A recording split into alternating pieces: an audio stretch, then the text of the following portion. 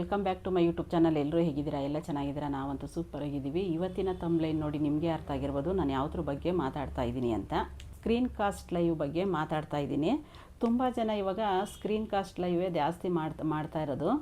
ಏಕೆಂದರೆ ಜನಗಳ ಜೊತೆ ಮಾತಾಡ್ತಾ ಇಲ್ಲ. ಬರೀ ಯಾವುದೋ ಒಂದು ಫೋಟೋ ಹಾಕ್ಬಿಟ್ಟು ಅದ್ರ ಮೇಲೆ ಏನಾದರೂ ಒಂದು ಒಗಟು ಏನೋ ಒಂದು ಇಲ್ಲಾಂದರೆ ಒಂದು ಫಿಲಮ್ದು ಏನಾದರೂ ಒಂದು ಹಾಕಿ ಸ್ಕ್ರೀನ್ ಮೇಲೆ ಹಾಕಿ ಲೈವ್ ಮಾಡ್ತಾವ್ರೆ. ಅದ್ರ ಬಗ್ಗೆನೇ ಮಾತಾಡ್ತಾ ಇದ್ದೀನಿ. ಅದರಲ್ಲಿ ಸ್ವಲ್ಪ ನನ್ನ ಮಗಳು ನನ್ನ ಲೈವಲ್ಲಿ ಒಬ್ಬರು ಬಂದು ಶಿವಮ್ ಅವರೇ ಇದನ್ನು ಹಾಕಿರೋದು, ಪ್ರಶ್ನೆ ಹಾಕಿರೋದು. ಅದ್ರ ಬಗ್ಗೆ ನಾನು ವೀಡಿಯೋಸ್ ಮಾಡಬೇಕು ಅಂದೆ. ಅದಕ್ಕೆ ಅವಳು ಒಂದಿಷ್ಟು ಪಾಯಿಂಟ್ ಕೊಟ್ಟವಳೆ. ಇದೆಲ್ಲ ಮಾಡಿದ್ರೆ ಪ್ರಾಬ್ಲಮ್ ಆಗುತ್ತೆ ಸ್ಕ್ರೀನ್ ಕಾಸ್ಟ್ ಲೈವಲ್ಲಿ ಅಂತ ಕೊಟ್ಟಿದ್ದಾಳೆ. ಅದನ್ನು ಯಾವ್ಯಾವುದು ಅಂತ ನಿಮ್ಮ ಹತ್ರ ಶೇರ್ ಮಾಡ್ಕೋತಾ ಇದ್ದೀನಿ. ಅವ್ರು ಏನಂತ ಬರ್ತಿದ್ದಾರೆ ಅಂದರೆ ಒಂದು ನಿಮಿಷ ಓದ್ತೀನಿ ನೋಡಿ. ಒಂದು ಪ್ರಶ್ನೆ ಹಾಕಿದ್ದಾರೆ, ಶಿವಮ್ ಅವರೇ ಹಾಕಿರೋದು. ಥ್ಯಾಂಕ್ ಯು ಶಿವಮ್ ಅವರೇ, ಥ್ಯಾಂಕ್ ಯು ಸೋ ಮಚ್ ಈ ಪ್ರಶ್ನೆ ನನಗೆ ಕೊಟ್ಟಿರೋದಕ್ಕೆ. ಅದ್ರ ಬಗ್ಗೆ ನಾನು ವೀಡಿಯೋಸ್ ಮಾಡ್ತಾಯಿದ್ದೀನಿ. ನೀವು ಏನಂತ ಬರ್ತಿದ್ದೀರಿ ಗೊತ್ತಾ? ಸ್ಕ್ರೀನ್ ಕಾಸ್ಟ್ ಲೈವು ಎಂದರೇನು, ಆ ಥರ ಅಂದರೆ ಏನು ಅಂತ ಹಾಕಿದ್ದೀರಾ. ಸ್ಕ್ರೀನ್ ಕಾಸ್ಟ್ ಲೈವ್ ಮಾಡೋದು ಹೇಗೆ, ಅದರಿಂದ ಯಾವ ಪ್ರಯೋಜನ ಇದೆ, ಅಂದರೆ ಆ ಥರ ಮಾಡಿದ್ರೆ ಏನಾದ್ರು ಪ್ರಯೋಜನ ಇದೆಯಾ ಅಂತ ಕೇಳಿದ್ದಾರೆ. ಯಾವ ರೀತಿ ಅನುಕೂಲ ಇದೆ ಅಂದರೆ ಆ ಥರ ಮಾಡಿದ್ರೆ ನಮ್ಗೆ ಏನಾರು ಅನುಕೂಲ ಇದೆಯಾ, ಯಾವ ರೀತಿ ನಮ್ಗೆ ಅನುಕೂಲ ಆಗುತ್ತೆ ಅದನ್ನು ಕೇಳಿದ್ದಾರೆ. ಆಮೇಲೆ ಅನುಕೂಲ ಆಗದಂತೆ ಹೇಗೆ ಅನಾನುಕೂಲ ಆಗದಂತೆ ಹೇಗೆ ಎಚ್ಚರ ವಹಿಸಬೇಕು, ಮೋನೋಗೆ ಈ ಲೈವ್ ಮಾಡಿದರೆ ಏನಾದರೂ ತೊಂದರೆ ಆಗುತ್ತದೆಯೇ ಅಂತ ಕೇಳಿದ್ದಾರೆ. ನಾನು ಅದ್ರ ಬಗ್ಗೆನೇ ನಾನು ವೀಡಿಯೋಸ್ ಮಾಡ್ತಾ ಇರೋದು. ನನ್ನ ಮಗಳು ಅದಕ್ಕೆ ಸ್ವಲ್ಪ ಪಾಯಿಂಟ್ಸ್ ಕೊಟ್ಟವಳೆ. ಅದನ್ನು ನಾನು ನಿಮ್ಮ ಹತ್ರ ಶೇರ್ ಮಾಡ್ಕೋತಾ ಇದ್ದೀನಿ. ಇವಾಗ ನಾವು ಸ್ಕ್ರೀನ್ ಕಾಸ್ಟ್ ಲೈವ್ ಆಗ್ತೀವಲ್ವಾ, ಇವಾಗ ಸ್ಕ್ರೀನ್ ಕಾಸ್ಟ್ ಲೈವ್ ಆಗ್ತು ಅಂದರೆ ಅದು ಹೇಗೆ ಅದರಿಂದ ಹೇಗೆ ನಾವು ಎಚ್ಚರಿಕೆ ವಹಿಸಬೇಕು ಅಂದರೆ, ಯಾವುದೇ ನಮ್ಮ ಪರ್ಸ್ನಲ್ ಆಗಲಿ ಆಮೇಲೆ ಪರ್ಸ್ನಲ್ ಆಗಲಿ ಅದನ್ನು ಹಾಕಬಾರ್ದು. ಯಾವುದೇ OTP ಆಗಲಿ. ಆಮೇಲೆ ಸ್ಕ್ರೀನ್ ಕಾಸ್ಟ್ ಲೈವ್ ಮಾಡ್ತು ಅಂದರೆ ನಿಮ್ಮ ಪರ್ಸ್ನಲ್ಲು ಏನಾದರೂ ಬರೆದು ಹಾಕಬಾರ್ದು. ನಿಮ್ಮ ಪರ್ಸ್ನಲ್ಲು ಯಾವುದಾದ್ರೂ ಒಂದು ಟೈಪ್ ಮಾಡಿ ಅದನ್ನು ಸ್ಕ್ರೀನ್ ಮೇಲೆ ಹಾಕಿ ಆ ಥರ ಲೈವ್ ಮಾಡಬಾರ್ದು.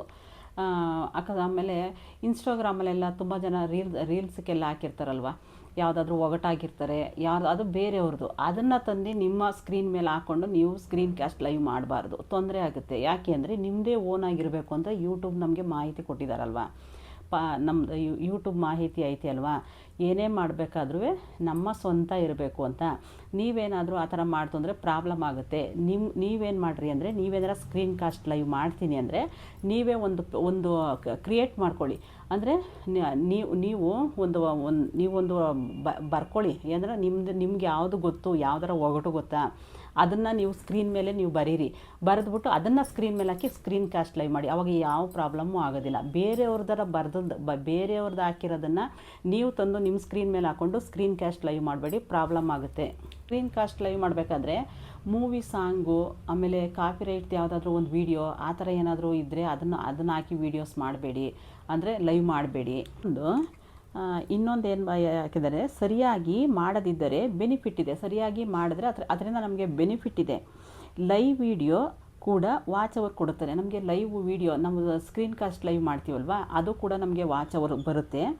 ಆಡಿಯನ್ಸ್ ಜೊತೆ ಆದಷ್ಟು ಎಂಗೇಜ್ ಆಗಿರ್ರಿ. ಅಂದರೆ ನೀವು ಸ್ಕ್ರೀನ್ ಕಾಸ್ಟ್ ಲೈವ್ ಮಾಡ್ತೀರಲ್ವ, ಸೈಲೆಂಟ್ ಮಾಡಬೇಡಿ. ಅದನ್ನು ಸೈಲೆಂಟಾಗಿ ಆನ್ ಬಿಡಬೇಡಿ. ಜನಗಳ ಜೊತೆ ಮಾತಾಡಿ. ಜನಗಳು ಏನು ಕಮೆಂಟ್ ಆಗ್ತಾವ್ರೆ ಅದಕ್ಕೆ ರಿಪ್ಲೈ ಮಾಡಿ. ಜನಗಳ ಜೊತೆ ಮಾತಾಡಿ. ಆವಾಗ ಯಾವ ಪ್ರಾಬ್ಲಮ್ಮು ಬರೋದಿಲ್ಲ. ಸ್ಕ್ರೀನ್ ಕಾಸ್ಟ್ ಲೈವ್ ಮಾಡಿದ್ರೆ ಯಾವ ಪ್ರಾಬ್ಲಮ್ಮು ಬರೋದಿಲ್ಲ. ಒಟ್ಟಿನಲ್ಲಿ ನಾವು ಜನಗಳ ಜೊತೆ ಎಂಗೇಜ್ ಆಗಿರಬೇಕು. ಅಂದರೆ ನಮ್ಮ ಆಡಿಯನ್ಸ್ ಜೊತೆ ನಾವು ಮಾತಾಡ್ತಾ ಇರಬೇಕು. ಆವಾಗ ನಮಗೆ ಯಾವ್ದು ಪ್ರಾಬ್ಲಮ್ ಬರೋದಿಲ್ಲ.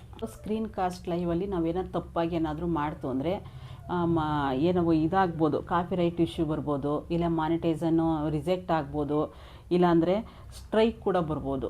ಆ ಥರ ಬಂದ್ಬಿಡ್ತವೆ. ಅದಕ್ಕೆ ಅದು ಬರದೇ ಇರೋ ಥರ ಸ್ಕ್ರೀನ್ ಕಾಸ್ಟ್ ಲೈವ್ ಮಾಡಿ. ಏನೇ ಮಾಡಿದ್ರು ನಿಮ್ಮ ಸ್ವಂತದಿರಲಿ. ಇನ್ನೊಂದು, ಯೂಟ್ಯೂಬ್ ಫೇಸ್ಬುಕ್ನಲ್ಲಿ ಲೈವ್ ಆಪ್ಷನ್ನು ಸೆಲೆಕ್ಟ್ ಮಾಡ್ಕೊಳ್ಳಿ. ಸ್ಕ್ರೀನ್ ಆಯ್ಕೆ ಮಾಡಿ. ಅಂದರೆ ನಾವು ಯಾವ ಥರ ಸ್ಕ್ರೀನ್ ಹಾಕೋಬೇಕು ಅದನ್ನು ಸೆಲೆಕ್ಟ್ ಮಾಡ್ಕೊಳ್ಳಿ. ಇನ್ನೊಂದು, ಸ್ಕ್ರೀನ್ ಕಾಸ್ಟ್ ಲೈವ್ ಮಾಡೋದು ಸೇಫು ಮತ್ತು ಯೂಸ್ಫುಲ್ಲು, ಆಯಿತಾ? ಆದರೆ ರೂಲ್ಸು ಫಾಲೋ ಮಾಡದಿದ್ದರೆ ಮಾತ್ರ ಮಾನಿಟೈಸನ್ಗೆ ಹೆಲ್ಪು ಆಗುತ್ತದೆ. ರೂಲ್ಸ್ ಫಾಲೋ ಮಾಡಿದ್ರೆ ಮಾತ್ರ ಮಾನಿಟೈಸನ್ಗೆ ಹೆಲ್ಪ್ ಆಗುತ್ತದೆ, ಇಲ್ಲದಿದ್ದರೆ ಪ್ರಾಬ್ಲಮ್ ಆಗಬಹುದು. ಅಂದರೆ ನಾವು ಯಾವುದೇ ಥರ ವೀಡಿಯೋಸ್ ಮಾಡ್ತು, ಲೈವ್ ಮಾಡ್ತು, ಇಲ್ಲಾಂದರೆ ಸ್ಕ್ರೀನ್ ಕಾಸ್ಟ್ ಲೈವ್ ಮಾಡ್ತು ಅಂದರೆ ರೂಲ್ಸ್ ಫಾಲೋ ಮಾಡಿ. ಆದರೆ ರೂಲ್ಸ್ ಏನು ಕೊಟ್ಟಿರ್ತಾರೆ ಅದನ್ನು ಫಾಲೋ ಮಾಡಿ. ಇಲ್ಲಾಂದರೆ ಈ ಥರ ಎಲ್ಲ ತಪ್ಪು ಆಗಿ ನಿಮ್ಮ ಚಾನಲ್ಲು ಇದಾಗ್ಬೋದು, ರಿಜೆಕ್ಟ್ ಆಗ್ಬೋದು. ಅದಕ್ಕೆ ಅದನ್ನ ಆಗದೇ ಇರೋ ಥರ ನೋಡ್ಕೊಳ್ಳಿ. ಆ ಥರ ಆಗದೇ ಇರೋ ಥರ ನೋಡಿಕೊಂಡ್ರೆ ಖಂಡಿತ ನೀವು ನಿಮ್ಮ ಚಾನಲ್ ಬೇಗ ಇದಾಗುತ್ತೆ, ಗ್ರೋ ಆಗುತ್ತೆ, ಬೇಗ ವಾಚ್ ಅವರು ಕಂಪ್ಲೀಟ್ ಆಗುತ್ತೆ. ಅದರಿಂದ ನಿಮಗೆ ಅಕಸ್ಮಾತ್ ಏನಾದ್ರೂ ಮಾನಿಟೈಸನ್ ಆನ್ ಆದಮೇಲೆ ನೀವು ಸ್ಕ್ರೀನ್ ಕಾಸ್ಟ್ ಲೈವ್ ಮಾಡ್ತೀನಿ ಅಂದರೆ ಅದರಿಂದ ನೀವು ಡಾಲರ್ಸು ಕೂಡ ಬರುತ್ತೆ. ಅಂದರೆ ಅಷ್ಟೇನು ಬರೋದಿಲ್ಲ, ನಾವು ಮಾಡ್ತೀವಲ್ವ ಅಷ್ಟು ಬರೋದಿಲ್ಲ ನಮಗೆ, ಸ್ವಲ್ಪ 1 ಸೆನ್ಸು 2 ಸೆನ್ಸು ಆ ಥರನಾದರೂ ಬರುತ್ತೆ. ಅದರಿಂದನೂ ನಮಗೆ ಡಾಲರ್ಸ್ ಬರುತ್ತೆ. ಆದರೆ ಯಾವುದೇ ಮಾಡಿದ್ರು ನಿಮ್ಮ ಸ್ವಂತದ್ದಿರಲಿ, ಅದನ್ನು ನೀವು ನೋಡಿಕೊಂಡ್ರೆ ಖಂಡಿತ ನಿಮ್ಮ ಚಾನಲ್ಗೆ ಯಾವುದೇ ಪ್ರಾಬ್ಲಮ್ ಬರೋದಿಲ್ಲ. ಇಲ್ಲಿ ತನಕ ನನ್ನ ವಿಡಿಯೋ ನೋಡೋದಕ್ಕಾಗಿ ಧನ್ಯವಾದಗಳು. ಮುಂದಿನ ವಿಡಿಯೋದಲ್ಲಿ ಸಿಗ್ತೀನಿ. ಥ್ಯಾಂಕ್ ಯು ಶಿವೋಮ್ ಅವರೇ, ಥ್ಯಾಂಕ್ ಯು ಸೋ ಮಚ್. ಹೊಸದಾಗಿ ನಮ್ಮ ಚಾನಲ್ ನೋಡೋರು ದಯವಿಟ್ಟು ಸಬ್ಸ್ಕ್ರೈಬ್ ಮಾಡಿಕೊಡಿ, ಬೆಲ್ಲೈಕನ್ ಪ್ರೆಸ್ ಮಾಡಿ, ಪ್ಲೀಸ್ ಸಪೋರ್ಟ್ ಮಾಡಿ. ಈ ವಿಡಿಯೋ ಇಷ್ಟ ಆದಲ್ಲಿ ಒಂದು ಲೈಕ್ ಕೊಡೋದಂತೂ ಮರಿಬೇಡಿ. Thank you. ಇಲ್ಲಿ ತನಕ ನನ್ನ ವಿಡಿಯೋ ನೋಡೋದಕ್ಕಾಗಿ.